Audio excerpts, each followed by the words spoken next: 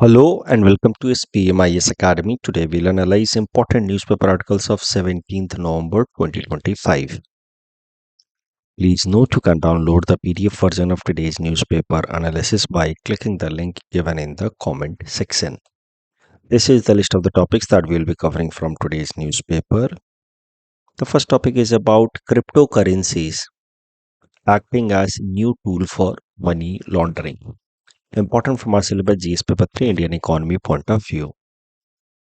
तो एक बार quickly revise कर लेते हैं what is money laundering.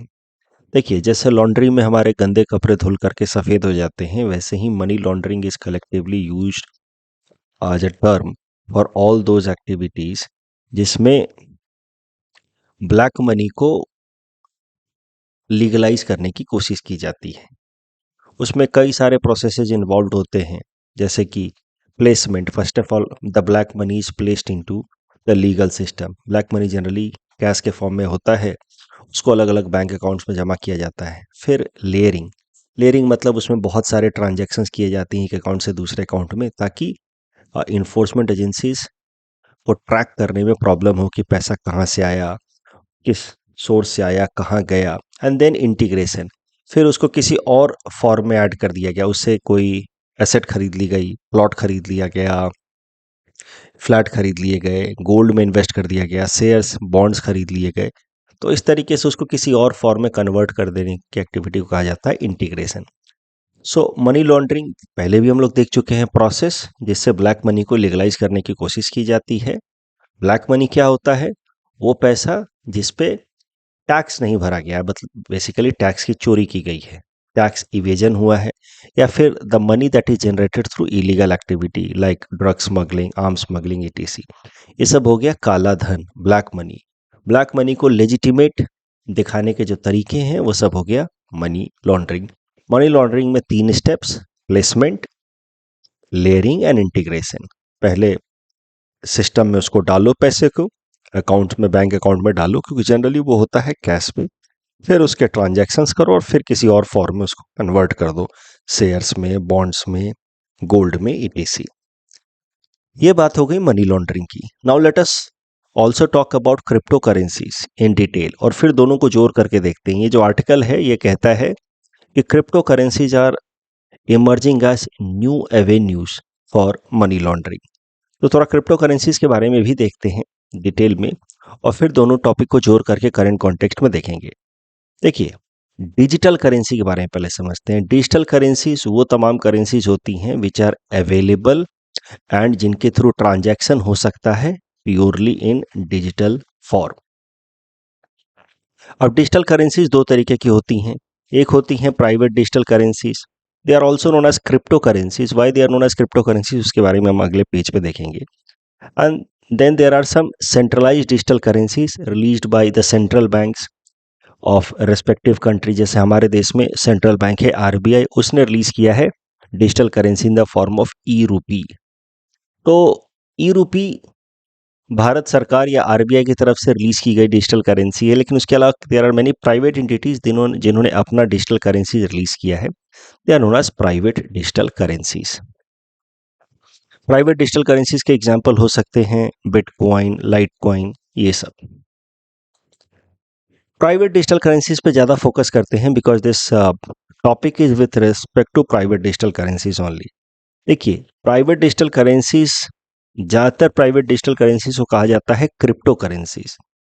Crypto currencies इसलिए कहा जाता है इनको क्योंकि उनके अंदर ही इनबिल्ट क्रिप्टोग्राफिक सिस्टम होता है, जिस कारण से उनका कॉपी करना, काउंटर फीट करना, यानी कि उनका फेक रेप्लिकेशन करना कठिन होता है. क्रिप्टोग्राफी मतलब सिस्टम या टेक्नोलॉजी जिसकी मदद से किसी भी डिजिटल सिस्टम को प्रोटेक्ट किया जा सके. तो प्राइवेट डिजिटल करेंसीज तो कोई सेंट्रल बैंक या कोई सरकार रिलीज कर नहीं रही है. They are being released by private entities. तो उनके अंदर इनबिल्ट सिस्टम होना चाहिए ताकि उनका कोई फेक वर्जन ना बना पाए. And that is why most of these private digital currencies are protected under secured cryptographic system, and thus they are also known as cryptocurrencies because they are encrypted and protected from being falsely या फेकली replicated.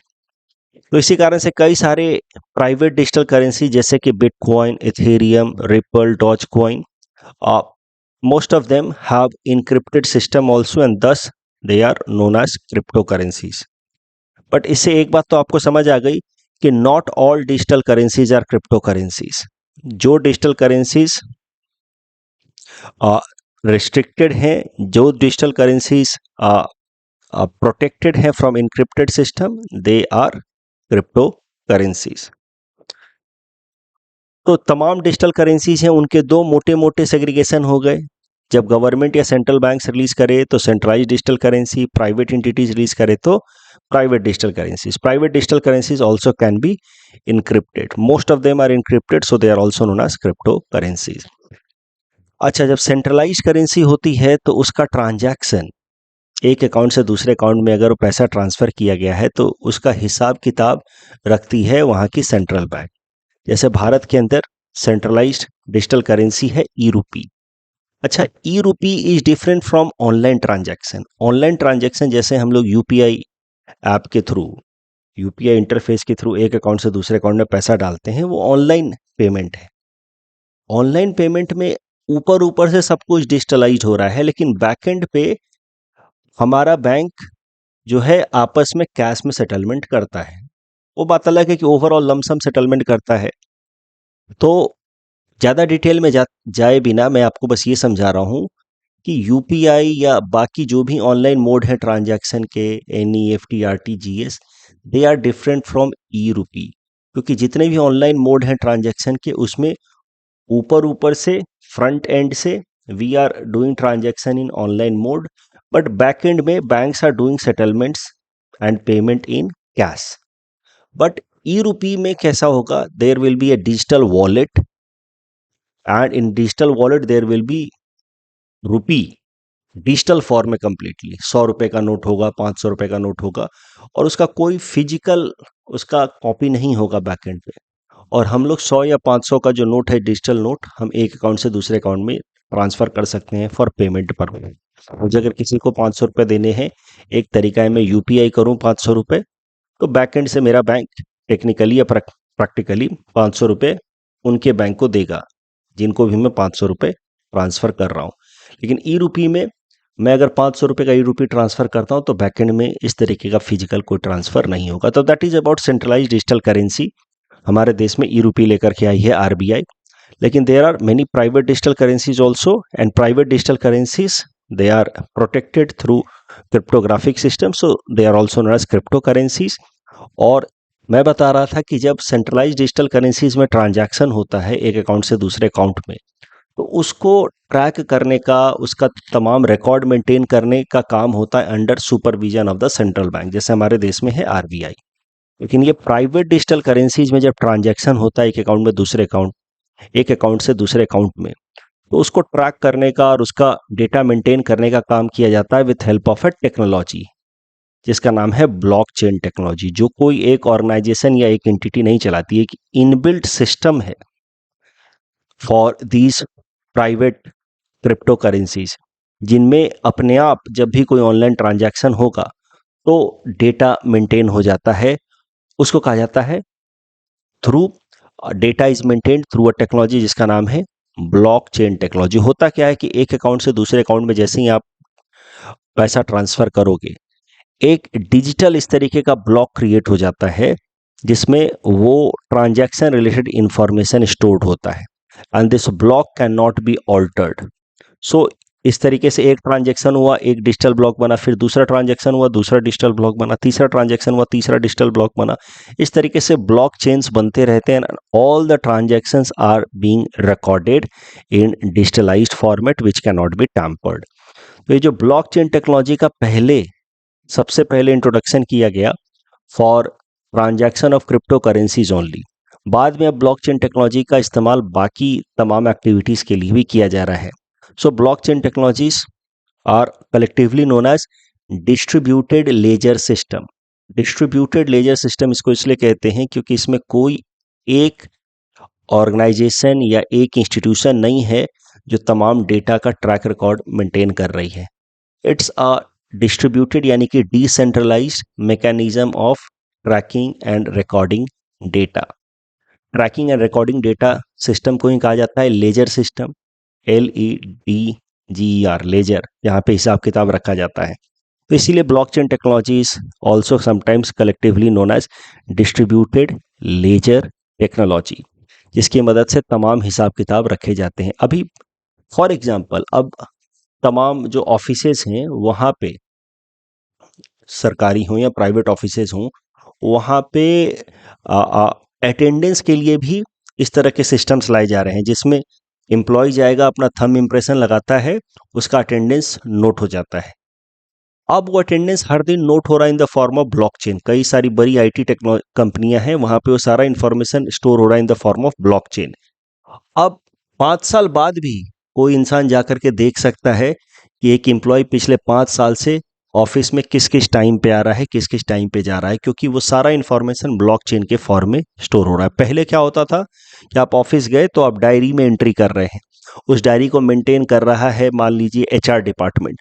HR department चाहे तो उसमें कुछ tampering भी कर सकता है, diary में कुछ गलत इंफॉर्मेशन भी आप डाल सकते हैं। आए 12 बजे, आप टाइम डाल रहे हैं 9 बजे का, लेकिन ये ब्लॉकचेन सिस्टम में ऐसा कुछ भी नहीं किया जा सकता। तो blockchain technology was originally introduced for tracking transactions with respect to private digital currencies, tracking and registering transactions with respect to private digital currencies, but with time these distributed ledger systems are being used for other activities as well. एक और बात करते हैं। तो I just hope you are along with me so far कि there are digital currencies, some of them are centralized digital currencies, others are private digital currencies. Private digital currencies are protected, most of them, through encryption method, that is why they are known as cryptocurrencies, और उनका transactions maintain होता है through blockchain technology. एक और बड़ा अंतर है centralise digital currencies में और प्राइवेट डिजिटल करेंसीज में। सेंट्रलाइज डिजिटल करेंसीज की वैल्यू फिक्स होती है, जैसे 500 रुपए का ई-रूपी होगा तो उसका वैल्यू 500 रुपए ही है। बट प्राइवेट डिजिटल करेंसीज की वैल्यू जो है वो चेंज होते रहती है on the basis of demand and supply. So private digital currencies का कोई एक अथॉरिटी तो है नहीं जो उसको वैल्यू प्रोवाइड करेगा।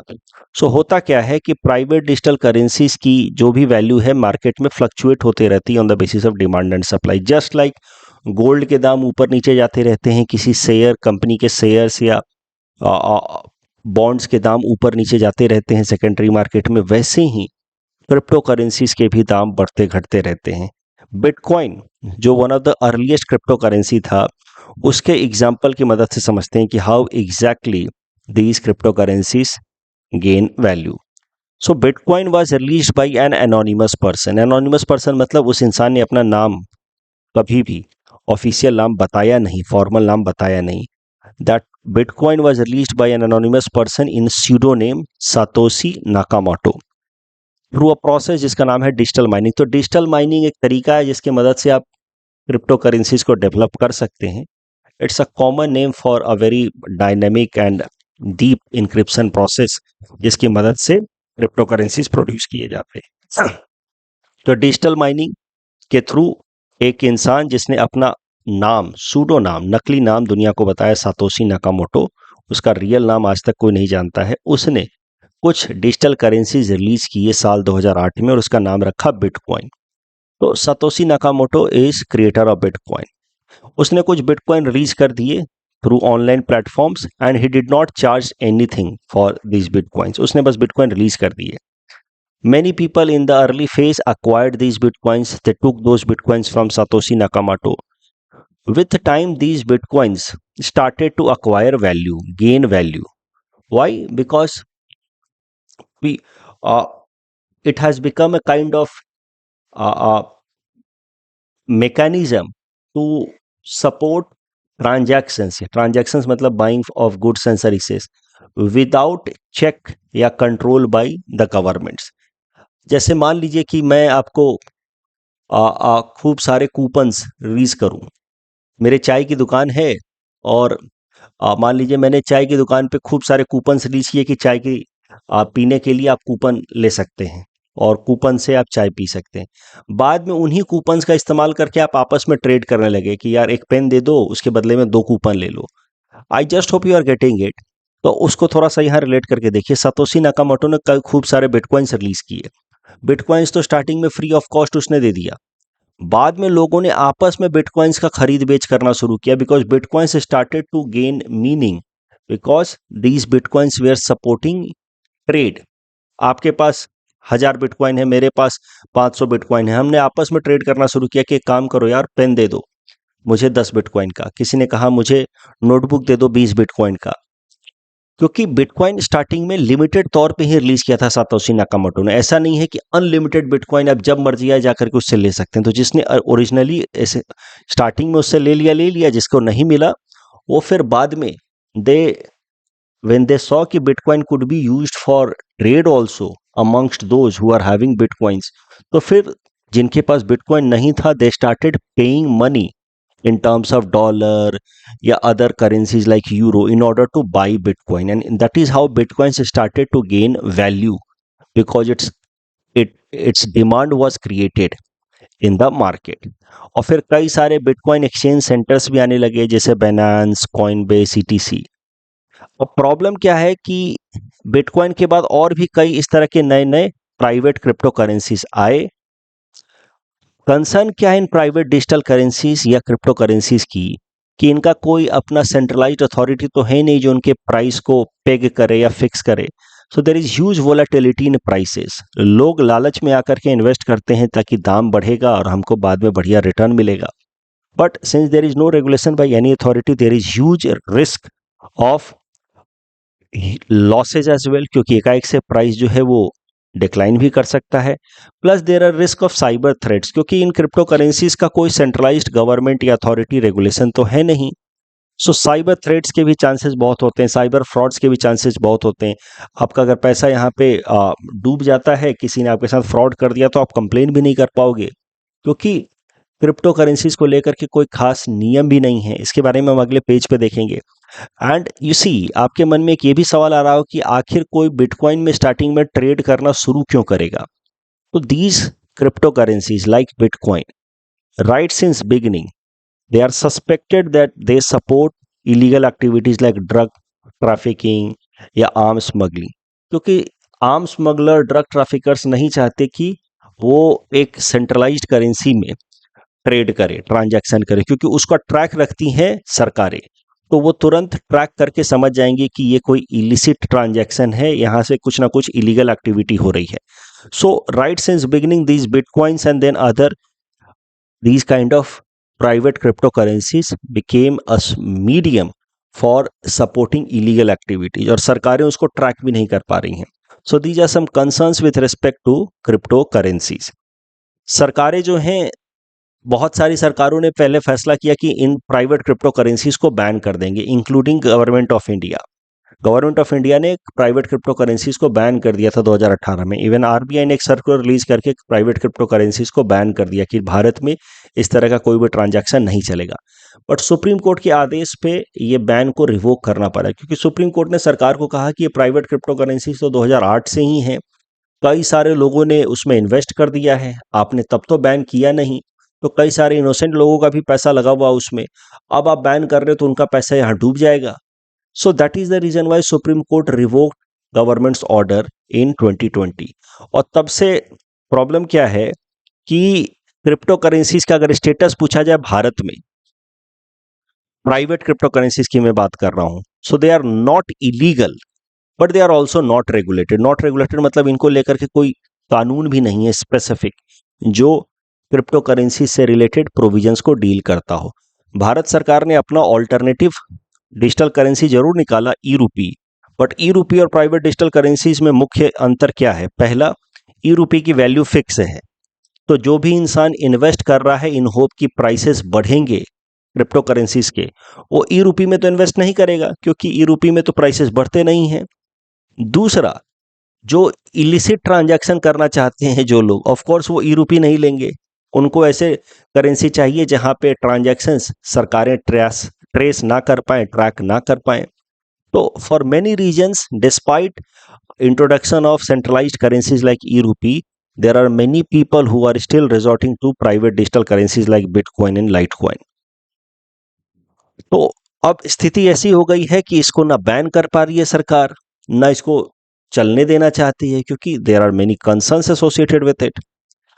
तो सरकार ने फिर क्या किया, अभी तक कोई स्पेसिफिक लॉ तो नहीं है, इसीलिए क्रिप्टो करेंसीज को लेकर कहा जा सकता है कि they are not illegal but also not regulated. अभी हाल फिलहाल में इनकम टैक्स एक्ट में थोड़ा अमेंडमेंट करके सरकार ने कहा कि these private digital currencies या cryptocurrencies will be considered as virtual digital assets as per Income Tax Act and Finance Act of 2022. Private cryptocurrencies will be known as virtual digital assets, मतलब ये आपकी एक संपत्ति की तरह गिनी जाएगी। जैसे आपका घर है, आपके प्लॉट हैं, वैसे ही एक संपत्ति की तरह गिनी जाएगी वर्चुअल डिजिटल एसेट। तो इससे क्या हुआ कि अब इसको जब आप बेचोगे तो आपको उस पर टैक्स देना पड़ेगा अगर आपको गेन होता है तो। जैसे हम लोग, अगर हमारे पास कोई फ्लैट है 1 करोड़ का, मैं उसको बेचता हूँ 2 करोड़ में, तो मुझे 1 करोड़ का माना जाएगा कि कैपिटल गेन हुआ है और उस पर मुझे टैक्स भरना होगा सरकार को। वैसे ही सरकार ने डिजिटल एसेट्स यानी कि इन डिजिटल करेंसीज के लिए भी ऐसे नियम लगा दिए, टैक्सेशन नॉर्म्स। 30% सीधा सीधा हमको टैक्स देना होगा फ्लैट रेट पे when there is transfer of crypto assets. तो आपके पास बिटकॉइन है 1 लाख का, आप उसको बेचते हैं 2 लाख रुपए में, आपको 1 लाख का हुआ प्रॉफिट, तो उस पर आप 30% सरकार को टैक्स देंगे। सो टैक्स रिलेटेड छोटे मोटे नियम लाए हैं सरकार ने with respect to these crypto currencies, but overall कोई स्पेसिफिक लॉ नहीं है to deal with each and every aspect of these crypto currencies, and these crypto currencies are being used by many people. इनका जो transaction है, इनका जो popularity है, it is rising leaps and bounds, and that is a matter of concern. और उसी से related ये करंट डेवलपमेंट है, एक आर्टिकल आया है इंडियन एक्सप्रेस में कि एक इंटरनेशनल लेवल पे international consortium of investigative journalist, मतलब दुनिया भर के अलग अलग हिस्सों से, देशों से जो जर्नलिस्ट हैं, वो इकट्ठा होकर के उन्होंने एक इंटरनेशनल लेवल पे इन्वेस्टिगेशन किया, जिसमें भारत की तरफ से इंडियन एक्सप्रेस ने पार्टिसिपेट किया। और इस international consortium of investigative journalist कहते हैं कि now these crypto currencies are emerging as a new route for money laundering. तो मैंने आपको स्टार्टिंग में सिखाया था मनी लॉन्ड्रिंग के बारे में, जिसमें काला धन को लीगलाइज करने की कोशिश की जाती है। 3 स्टेप्स होते हैं, प्लेसमेंट, लेयरिंग, इंटीग्रेशन। और अब ये crypto currencies are emerging as a biggest source of money laundering, ऐसा कहता है ये रिपोर्ट। ये कहते हैं कि क्रिप्टो करेंसीज का इस्तेमाल एंड साइबर फ्रॉड दोनों आपस में इंटरलिंक्ड हैं। पहले क्या किया जाता है कि साइबर फ्रॉड होता है, victims are duped of their money, और फिर उनके पैसे को अलग अलग म्यूल अकाउंट में ट्रांसफर किया जाता है। म्यूल अकाउंट क्या होते हैं? म्यूल अकाउंट छोटे छोटे लोगों के नाम से अकाउंट खोल दिया जाता है, रिक्शा वाला, ठेले वाले, सब्जी वाले, सबके नाम से अकाउंट खोल दिया जाता है। उनको बहुत बार पता भी नहीं होता है, कई दफा उनको बता करके खोला जाता है कि देखो तुम्हारे अकाउंट के थ्रू हम लोग इलीगल ट्रांजैक्शन करेंगे, बता करके खोला। या फिर बहुत बार बिना बताए उनसे किसी बहाने से उनका आधार कार्ड, पैन कार्ड ले लिया, अकाउंट खोल दिया, और फिर उस अकाउंट में कई सारे जो इलीगली गॉट इन फंड्स हैं through cyber frauds and all, वो पैसा उस अकाउंट में डाला जाता है। और फिर उस पैसे को अलग अलग ट्रांजैक्शन, एक अकाउंट से दूसरे अकाउंट में डाला, तीसरे अकाउंट में डाला, तो लेयरिंग कर रहे हैं। और उसके बाद फिर उस पैसे को पूल किया जाता है एक जगह, और उस पैसे को पूल करके फिर उसको क्रिप्टो करेंसीज में इन्वेस्ट किया जाता है। क्रिप्टो करेंसीज को इन्वेस्ट कर करके फिर दुनिया भर के इंटरनेशनल जो क्रिप्टो करेंसीज मार्केट हैं, इन दुबई, चाइना, कंबोडिया, वहां पर ट्रांसफर कर दिया जाता है। इस तरीके से these crypto currencies, that too crypto currencies market of international level like Dubai, China, Cambodia are acting as a new tool for money laundering। पहले मनी लॉन्ड्रिंग होती थी थ्रू हवाला प्रोसेसेस, मैंने क्लास में कभी सिखाया है, अगर आप याद करने की कोशिश करें, जिनका भी इकोनॉमिक्स हो गया है। P notes and all round tripping were used for money laundering. Now new avenues are also emerging for money laundering. उसमें जो सबसे इंपॉर्टेंट प्लेटफॉर्म इमर्ज हो रहा है वो है crypto currencies, that is a matter of concern. इस topic discussion के बेसिस पे ये प्रीलिम्स प्रैक्टिस क्वेश्चन है। Please attempt this question and submit the answer in the comment section. ऐसा सवाल आपसे पूछा जा सकता है, distinguish between private and centralised digital currencies, also explain the risk associated with private digital currencies. 10 marker के लिए है, अटेम्प्ट दिस क्वेश्चन।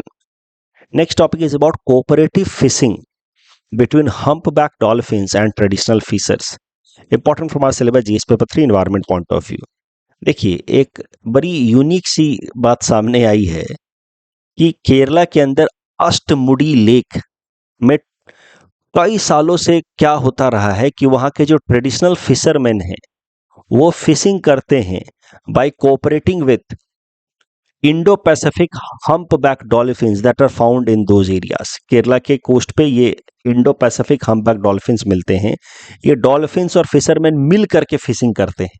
मिल करके कैसे फिशिंग करते हैं देखो, ये जो डॉल्फिन्स हैं, they drive small fishes towards the shore by tail slaps. ये इनको धक्का मार मार करके, अपने टेल से धक्का मार मार करके और डरा करके, कुछ भी करके इन फिशेस को सोर्स के पास ले आती हैं। और फिर फिशरमैन क्या करते हैं, जैसे ये डॉल्फिन्स इन मछलियों को सोर्स के किनारे ले आते हैं, उसके बाद थोड़ा सिग्नल भी देते हैं, विजुअल सिग्नल अपने टेल को हिला करके, या फिर एकॉस्टिक सिग्नल, थोड़ी सी आवाज क्रिएट निकाल करके फिशरमैन को सिग्नल देते हैं कि हम मछलियां ले आए हैं कोस्ट पे, शोर एरिया में।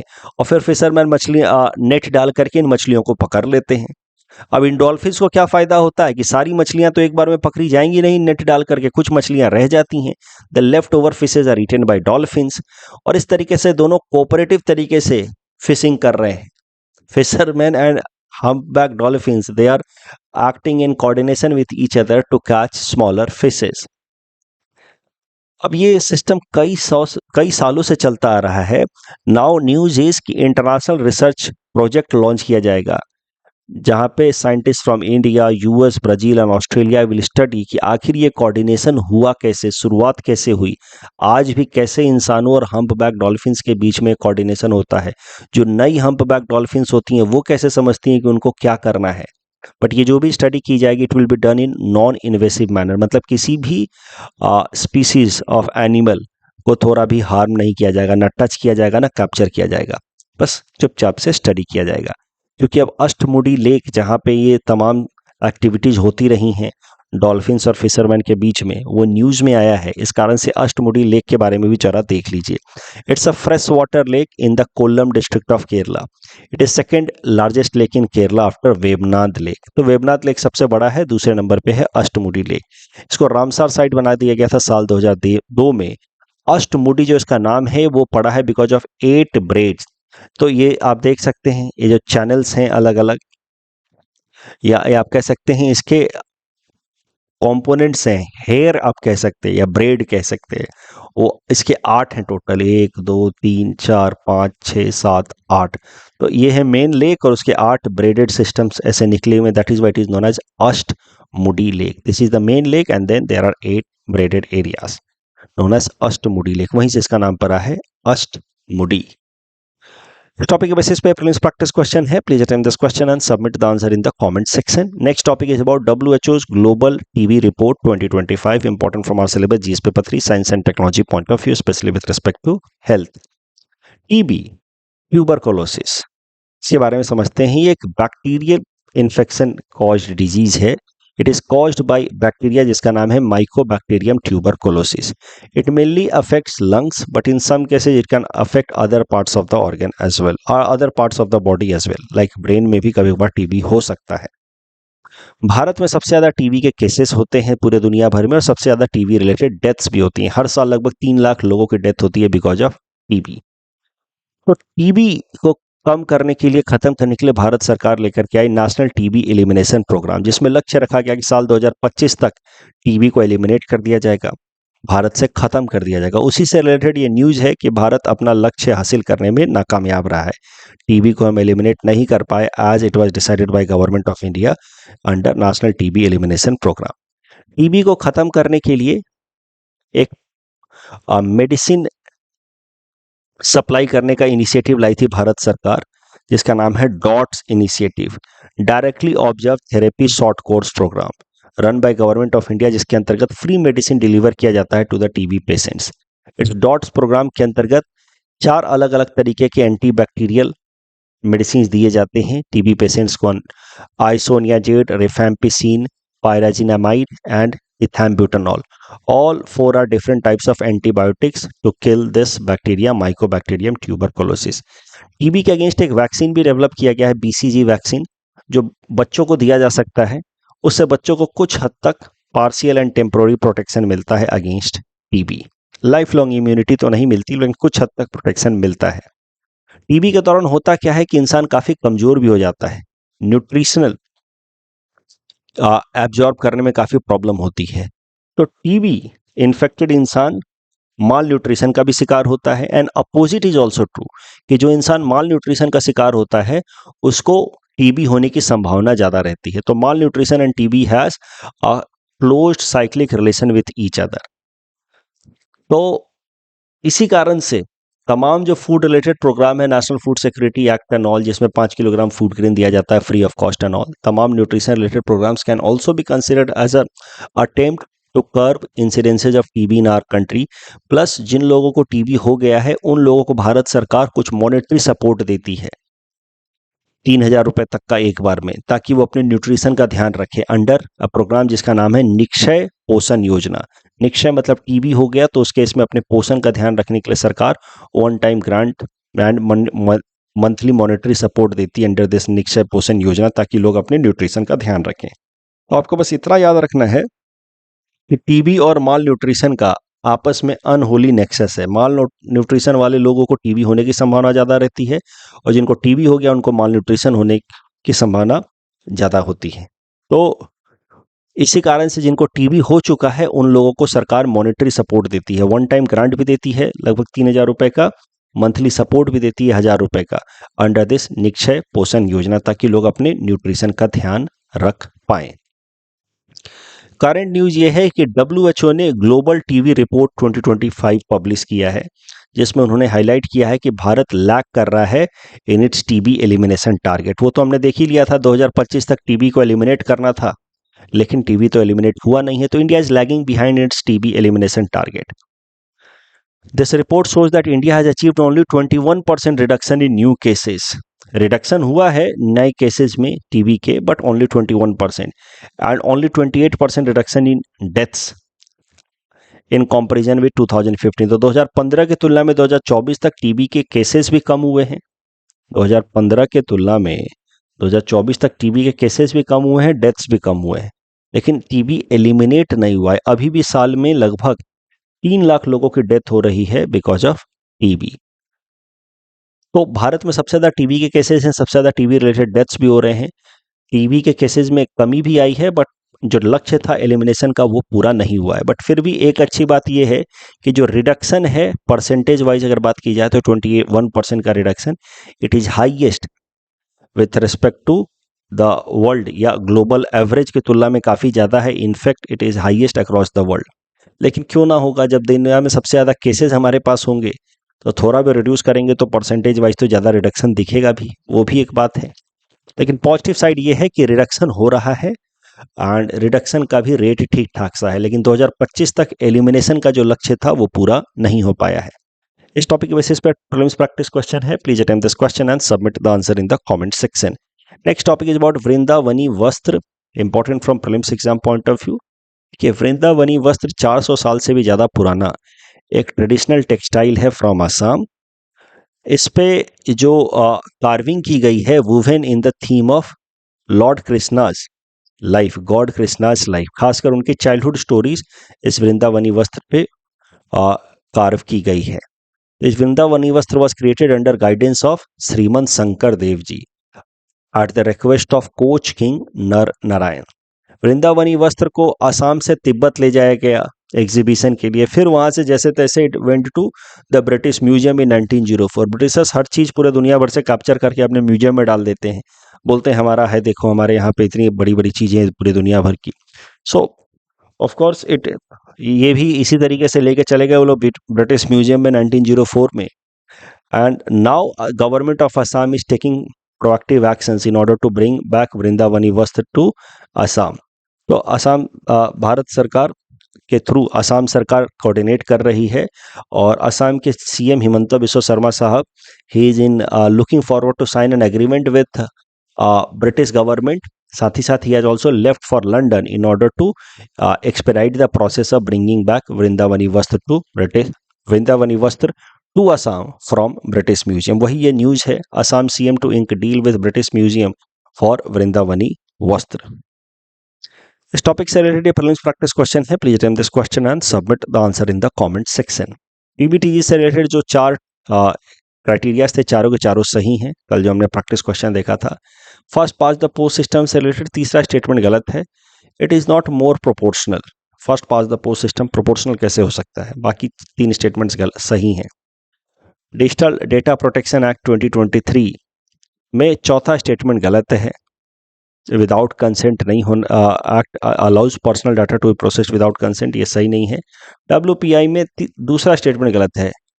Directly captures impact of changes in the retail prices, no it does not capture the change in the prices at retail level, it rather captures the change in prices at wholesale level.